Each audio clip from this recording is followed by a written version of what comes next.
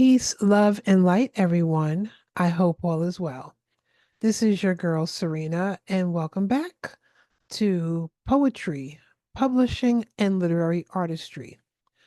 I am a self published author. I have four poetry books under my belt and published in several anthologies, and most of those are also published by self published authors. I'm a poet, I'm a health and wellness writer. And I also teach classes on the self publishing process, how to write different forms of poetry. And my other hat is I am a health and wellness coach. So, on today's segment, we are going to talk about casting the net. And this has to do with self publishing. But you can take this for any business that you have. You might be a photographer. You might, just have other businesses. You might be a painter. Um, you might have your own catering business. So you can kind of translate this into what you do. It is highly important when you are a self-published author to cast the net. Even those who now have book deals with publishing houses still talk about casting the net. And what is that? So when you have books out there now in the universe, say, okay, now I have one book and two books, etc. So what do I do? Okay, where do I sell them? How do I get relationships started? How do I get the word out? So part of that is marketing. And I'm going to come back at a later date, and marketing is probably a few segments plus, right? But you have to do the groundwork. You have to get, they say, boots on the ground, and you want to start partnering or looking into organizations, for example, that have a cause. So I have one particular book, Crying Tears of Teal, Teal. I have on my teal today because the month I'm recording this is September. I'm not sure when you will see it, but it is Ovarian Cancer Awareness Month, and the color is teal for the awareness. So I remember writing my book. I published it in 2017, and I sent out letters. I sent out not just letters, but I with the letters I gave the organization a autographed copy of my book. I put in my business card. If I had a bookmark, because I have designed my own bookmarks, and told them my why. My why in this case is I was my mother's caregiver who once had ovarian cancer, and I became her caregiver, her advocate. And then, unfortunately, when she lost her battle, I still kept advocating, but it was now without her. Unfortunately, she, did not survive the cancer. But I promised to her that I would keep pushing forward no matter how hard it was. So I shared my why. So it wasn't just a book in an envelope to them. They said, wow, this is something that we can give out to our caregivers. We can give out to doctors or counselors as they're working with caregivers who are taking care of their loved ones or taking care of their families or grieving the loss of a loved one. This can help those who are battling this cancer and battling this disease. So you could look at partnering with organizations when it comes to your books. Another example is with partnerships. You can make your books available through school systems, universities, and colleges. In my area, I partnered with a high school here, and at first it was the ninth grade. We worked just with the ninth grade, and now it's all the grades, ninth through 12th grade. And it's specifically the poetry club. They have a poetry club inside the school. And when I was able to meet the media specialist, the librarian, I talked about my why again, because everybody, that's their question. Why do you write poetry? And what makes you write poetry? And then you forge a relationship. It's not just, oh, okay, well, I'll talk to you when you want to order more books. You can become a vendor within that school system or district in this instance. You stop by, you visit, you work with the students. You could do it at a university level or a college level as well, but you don't just sell your books or make them available for purchase. You want to forge a positive relationship.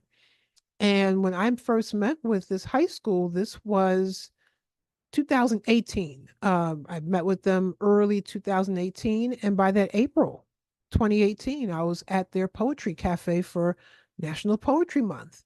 Here we are in 2024, about to be 2025, and we still work together. So that is one thing you could become, is a vendor within your local school district or another school district or system. Communicate with the private schools, talk to them as well, and get those relationships going. And whether you're a children's book author or fiction or nonfiction, find that group in the school. If you're a children's book author, and it might be your audience is ages 5 through 7, so you want to work with the kindergarten through second graders or pre-k through second grade, and talk to the teachers, talk to the principal. Again, get that relationship going. You could promote your book internationally. You could do it on podcasts and interviews and shows. I was just on the Dr. Vibe show earlier. He is based out of Canada. I've had interviews where the host was in Paris.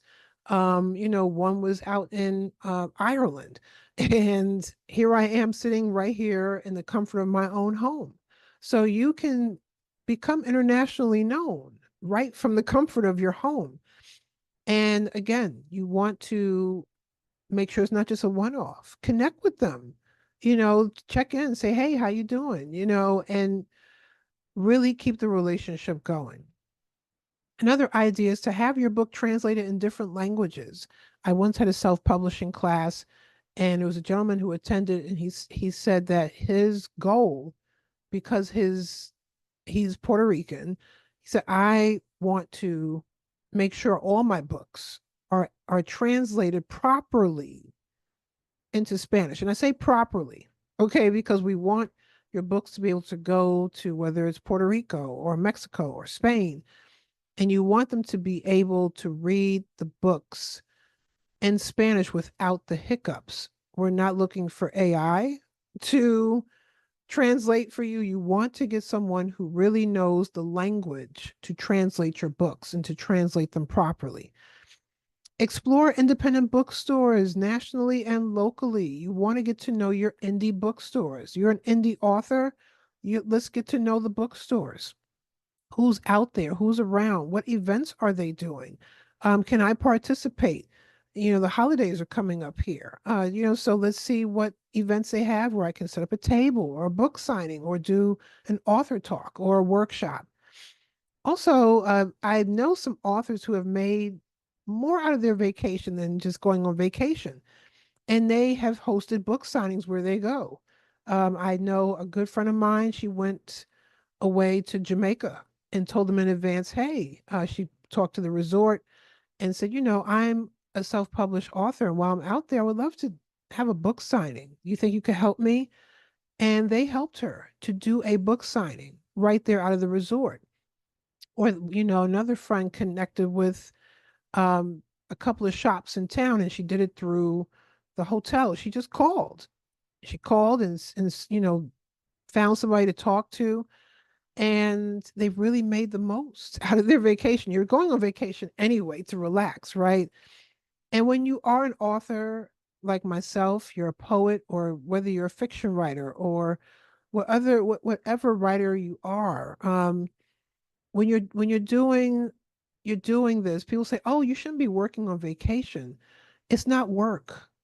It's so natural for us. It brings us so much joy.